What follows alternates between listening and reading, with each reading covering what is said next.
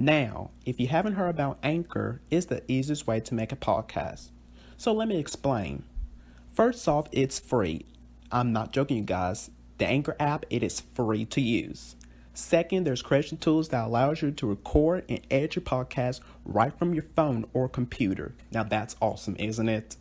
Third, Anchor will distribute your podcast for you so it can be heard everywhere, you guys, on Spotify, Google Podcasts, Apple Podcasts, and so many more platforms. Fourth, you can make money from your podcast with no minimum relationship. Now, is that awesome, you guys, or what? That's just terrific.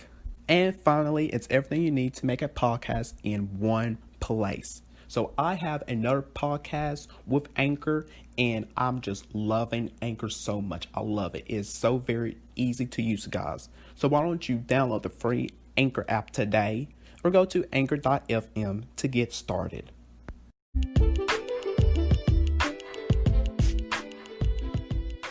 What's up, you guys, and welcome to the official podcast of Damian Talks Education. So listen up. I am here to talk about all things education on my podcast. So get prepared for some realness and honesty of education as I walk you down through various of topics that's happening in the education world with some amazing guests, to sharing stories relating to education and so much more, because I got you covered with education. So join me on this journey of education with me.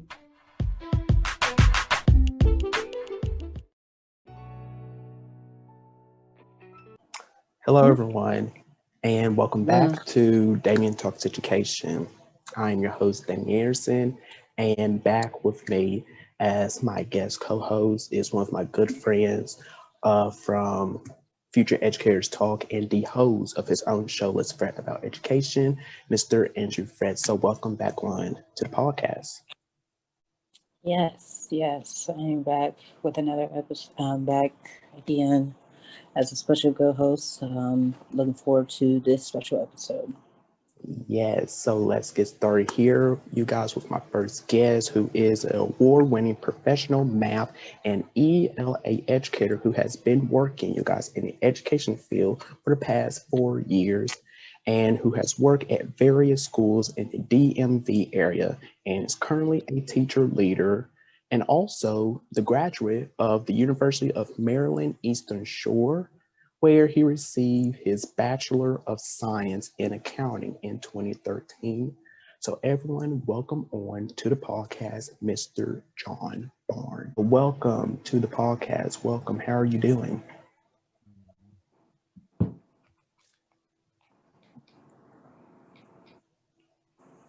I'm doing good, and you? I am great. So thanks again for agreeing to come on to my podcast. So let's get started here with you telling us a little bit about yourself. All right, sure. My name is John. I've been an educator for the past 5 years. I work in the DMV area, a little outside of the DC metropolitan area. I've been teaching English and math for a majority of those 5 years. Grades between 3 through 8. I've taught everything from elementary math to middle school English, middle school math, you name it, I probably taught it. And I just love what I do. All right, good. So I want to ask you this here, and I'm very curious. What inspired you to want to become an educator in the first place? Oh, inspire me. I think I always knew I was going to be an educator deep down. I guess I was just running from my calling. I'm actually a career changer, so I didn't actually go to school to become an educator, but I slowly but surely made my way back to education throughout the years. So I think it was my passion for helping the next generation, my passion for helping the students, preparing them for the just for life, the skills that I wish I would have learned in school. That's pretty much my drive to become an educator. Good. Now, my next question for you is, what's one thing that you wish you have known when you began your career in education? Oh, how much hard work it was. I thought teaching would have been like a walk in the park. I was so wrong. definitely. So it definitely takes skill to teach. I thought anybody could teach, anybody could do it, and I was wrong. I definitely realized quickly that it definitely took more work than I thought it would. Right. Now, we are still in this pandemic here. And I'm just, and with, of course, with all educators worrying, focusing on our students, their well-being during this time. So what's one thing, your best tip of how you can make this world a better place for our students to live in? Because we have some of them or don't even have homes, they're homeless, uh, don't have anywhere to go. So, what is your advice or tip of we can make this world a better place for them to live in this safe environment? I would say just show them love. At the end of the day, kids, they respond well to that. Sometimes it's not something that they're missing at home. So I would say just show them love. And love is an action. So it's not something that you always say, but it's something you have to do. And I think just loving on them one kid at a time will just make the world a better place. Yes, absolutely. Now, there are lots of things that needs to be changed into our education system. Like with one, of course, the 2% of the African Americans, we need more Black male into the educational field. So that's one thing that needs to be fixed and changed. So what about you? What is one thing that you would like to change into our education system to make it better? Just one. For me, I want to say curriculum and instruction, what we're teaching our students, how we are doing education. I feel like that is probably our biggest goal or biggest thing that needs to be changed is just how we educate students, and the one size fit all method that we know that that does not work and that that is not effective. Yeah, totally. So, speaking of education, I want to know this from you. What does the word education mean to you and to also with many other people? Because it's like very important in many families around the world. So why do you think it is like so important to many people around the world and to also with educators as well? Repeat the question just one more time. I just want to make sure I understood what you asked. What does the word education mean for you exactly? Okay. So education means to me, it means knowledge. It's actually a livelihood. It's a path to better. Education is something that no one can ever take from you. It is everything that makes you you. How one defines education, how I define education might be different from others, but I think of it as just the basic knowledge of who we are, how we come to be, how we view the world. I feel all of this is education. Um, and so in short, I think my definition is just pretty much it's just knowledge itself. Yes, yes, yes. Now, me, I am a future educator, and to my listeners, they are future educators as well. So, what advice would you give to me and to us, and to also with Black men who wants to pursue a career in education, um, who wants to go into that field but do not know the right path to go down on? So, what's your advice to aspiring educators? My advice is to find I want to say find a mentor, find someone you can relate to, you can look up to, that can help you navigate the system of education. We know that it can be very political and things like that. So I would say find you somebody that you can kind of relate to, connect with, that you can learn from. In regards to the path, everyone has their own path. Everyone's path is different. I'm generally not, I'm always generally going against the grain and the non-traditional route and the traditional method. So for me, I would say chart your own path. We're already 2% of people in the field, so you're going to stand out regardless of whatever you do. Um, so I would say definitely seek to chart your own path. Sometimes it's good to go against the grain. It's what makes you you. What makes what you do more unique. What makes what you do work. But so I would definitely say definitely try to find a mentor to kind of help you navigate. But at the end of the day, don't set out on one specific path because you might start one way, but it'll end up something totally different. Like for me, I never wanted to teach English, and I started my career as an English teacher. Hated English, hated it, but I wound up being good at it. So, hey, I, you might have a path, but it might turn Yeah, out to. yeah, yeah, yeah. Um, so Andrew, you're awfully quiet. Have anything to say? I want you to chime in into this conversation. No, I'm just trying to think of questions right now. So, Mr. John, I want to ask you this here, and I ask everyone this here. Andrew knows this. I ask everyone this.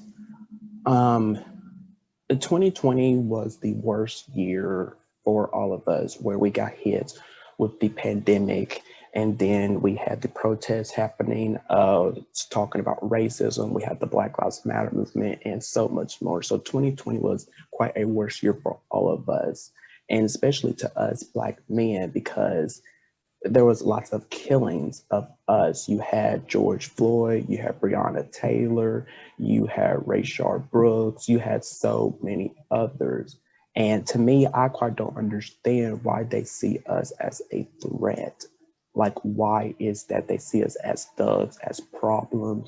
We can't even share our part of the story because they don't want to hear it. They want to hear something else than us.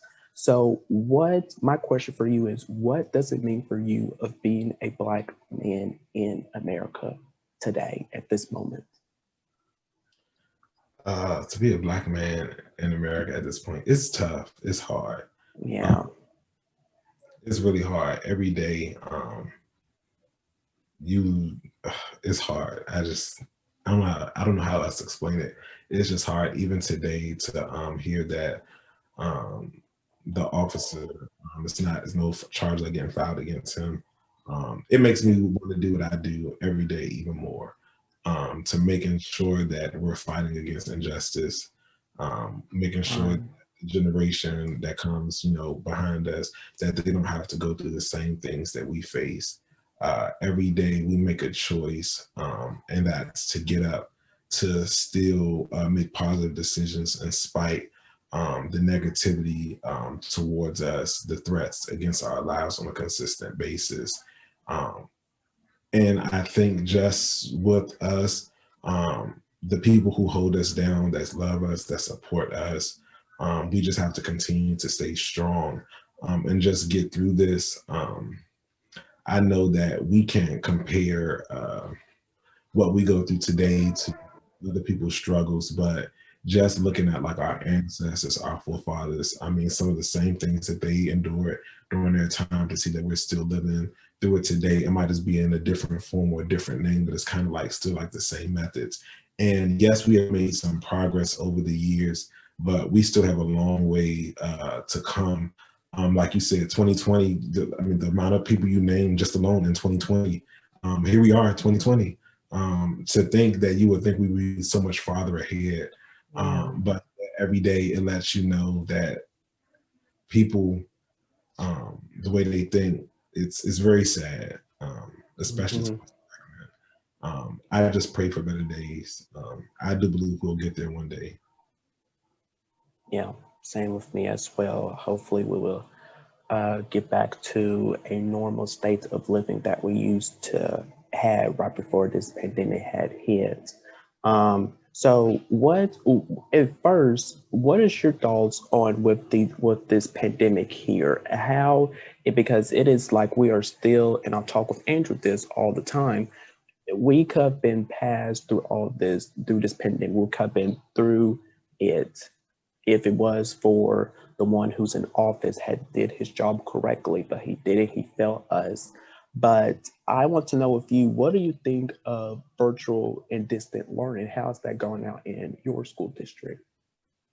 So my school district, shout out to our superintendent. She's dope. I think we're doing an amazing job. I think we really took the time to really hone in on what is it we wanted to do. I know in the springtime, it was kind of like we stopped abruptly and we were still trying to figure things out, but they really put out a plan together in the spring to kind of really set us up for success. And then they came back to the table, revamped everything, and released a master plan in July for what would be known as our new normal this school year. And it's going pretty well. I know some people are against it, but I really think that it can be effective if done right. I think a lot of people went in to this with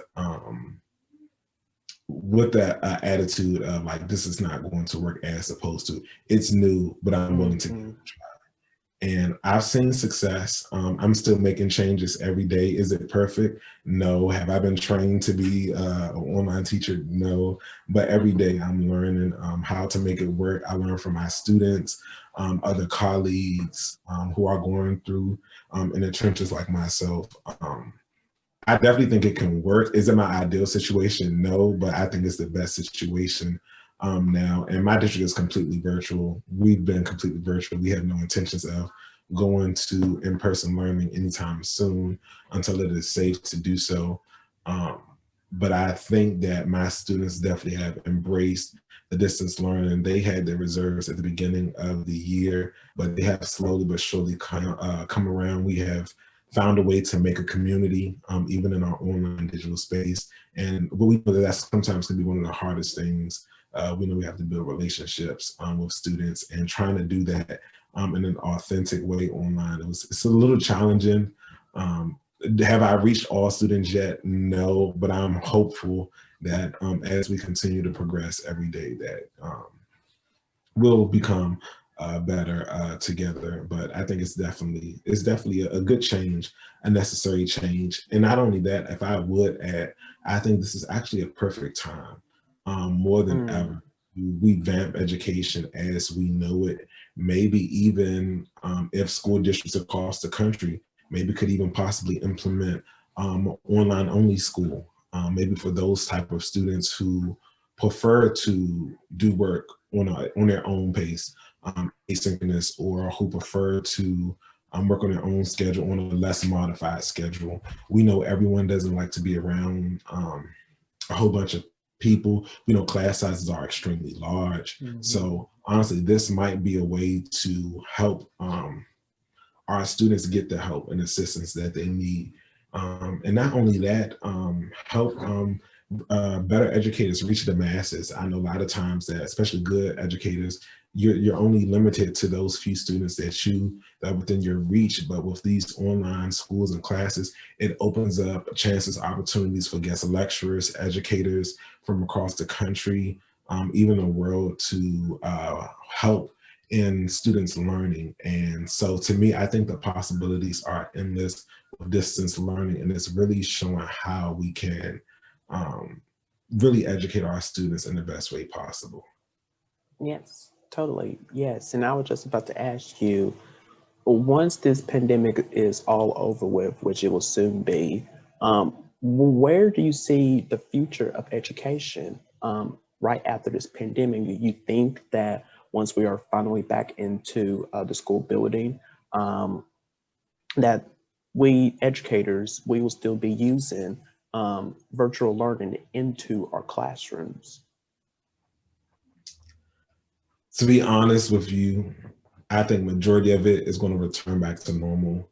I'm just going to be honest. I think majority is going to turn back to normal. I think from what I've seen, and again, the country is big. It's probably, and a lot of times, some of the best ones, or people who are taking advantage of it or doing something really innovative, you really don't hear about it until they've been doing it for years. It's like they're hiding in plain sight. But I think majority of people, they're going to go back to normal. A lot of districts now have already went back to normal.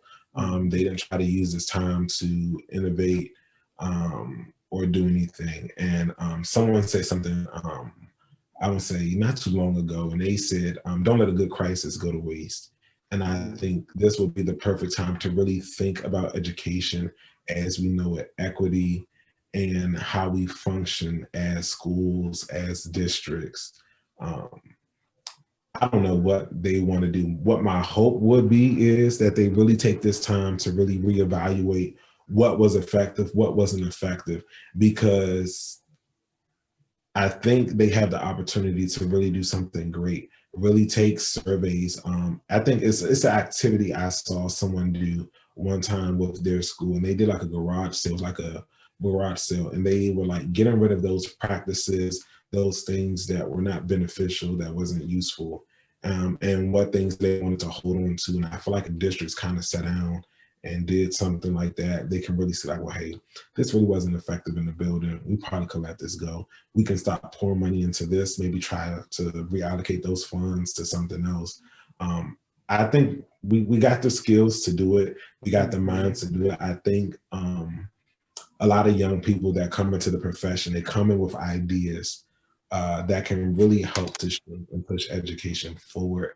I think sometimes they're not always given a voice because they are seen as a baby in education and like they don't bring anything to the table. But I think everyone always brings something to the table, even those educators who are career changers. And to me, they come with a unique background and skill set, because although they didn't come with the education background, they still have excellent skills. They might have skills in business management, customer service, and these are some skills that some educators in the field don't even have or possess. So I think that the ideas are in the room to really transform education. I think we just need to sit down and have an honest conversation about it. And not just a conversation, but then put together an action plan and begin to act on it. Right. Totally. Yes. So I want to ask you this here. A lot has been going on. A lot has been going on in our country the last 4 years. It's just been awful, terrible. But now we finally have some change. We got President Joe Biden and Madam Vice President Kamala Harris into the White House. So finally some change can happen. And then we also have Dr. Jill Biden, who is an educator. So what do you think when she's in office, what kind of a work she will do for our education system? What do you think? I definitely think she'll be an advocate for educators and education itself. I don't know how much she'll be able to get accomplished because, again, she's only one person, and even the president can only do but so much. We still need Congress and the rest of, the powers that be to support that. And that support could be in terms of votes, funding, and things like that. I think she will be a champion for educators, ensuring that we do provide the necessary funds to increase pay, and making sure that we make sure the schools and students get the resources that they need. I don't know how quickly she'll be able to get some of those things that she would like to done, and how quickly we will see a change on our end at the local level, because we know things trickle down and things take time. But I'm hopeful that she will help to change education in a positive direction. I think she's going to do a good job. Not just her, I'm even confident in the Secretary of Education that they selected. I don't know much about him, but I'm confident that he's more competent and qualified for the job than the current woman in charge. And to be honest, that's part of the reason why I became an educator after confirmed watching her Senate hearing. Yeah, I knew then I needed to be not just to talk about we need change, but to be a part of the change. Yes, yes.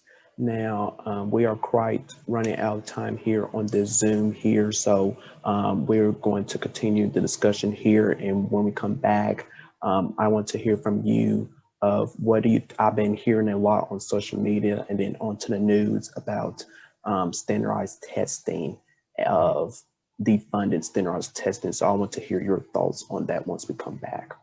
Okay.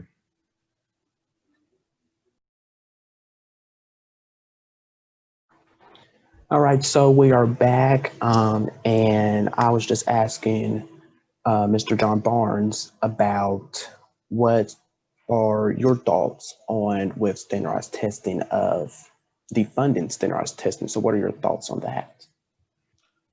So I think standardized testing is a two-part question. Am I against standardized testing? No. Am I against the way current standardized testing is? Yes. I think it's inequitable in the test, what they're expected to measure. I do think we need some form of measurement for students and student achievement. Um, you kind of want to ensure that the teachers are effectively doing their job. You want to see that students are growing from year to year. Um, should the stakes solely rest on standardized testing? No, I think students are much bigger than a test. A test can't tell you that a student is not likely to succeed in life. So I definitely think it needs to be changed. I think we should offer alternative assessments like we do even do in the classroom. Some students are better orally than they are written work. We know that students can achieve when given the opportunity to succeed. But I have found that in being in a classroom and offering alternative assessments, it lets me see that students are resilient, that they can still show you what they know. It might not be in the way you want, but they can still produce what you want them to do. So I do think we need to defund standardized testing. I don't think we should spend nearly as much money as we do on standardized testing. I didn't realize how much money we spent on standardized testing until I became an educator and saw what was in the budget. And that amount is ridiculous. So it's ridiculous. And you have to, and I don't know what other districts do, but I know the district I'm in, they pay for standardized testing. And not only that, they do benchmark assessments and other assessments. And those platforms that they do those assessments on are in the millions of dollars. So, and this is like a yearly fees that they're paying for these assessments and things, to house that data. I do think we need to do better. I don't think that's a good source of resources. And I think the students do too much testing. Just on my end alone, they were doing about, I want to say 12 tests a year. And these were like not teacher created assessments. These were assessments that was either mandated by the district or the state. And that was just in my content of English.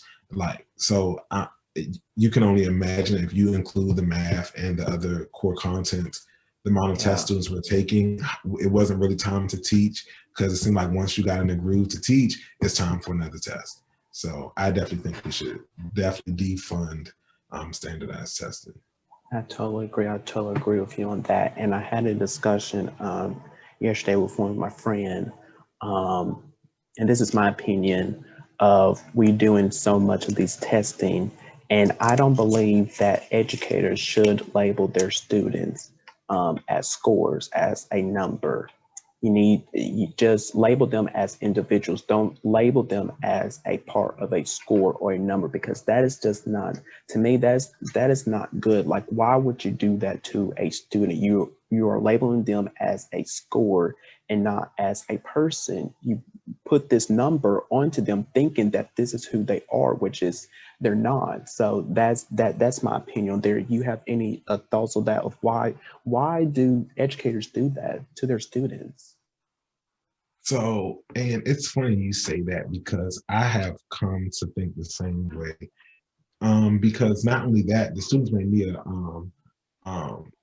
they prove me wrong time and time again. They prove me wrong when I think, oh, they're not going to do well. They surprised me. So just a little story. So when I decided to become an educator, I decided that I wasn't going to teach English. Like, my biggest thing to become an educator, I don't want to teach English, and I don't want to teach anything but high school. Like, I just want to be in high school. I want to teach math and business, no English. I want to get a job as a middle school English teacher. And I decided to take it.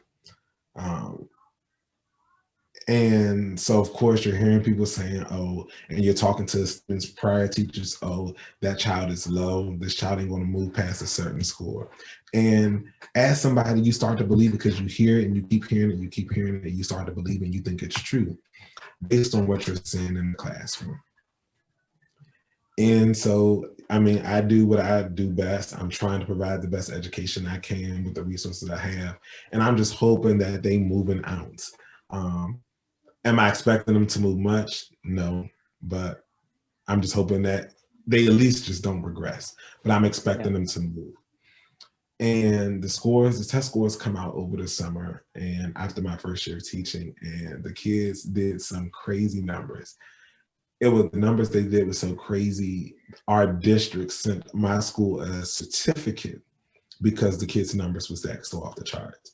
So the principal, of course, they all talking like, what did you do to them kids? How did them kids move so much? And I was like, honestly, I don't know. And I was like, I would just loved on them and just taught.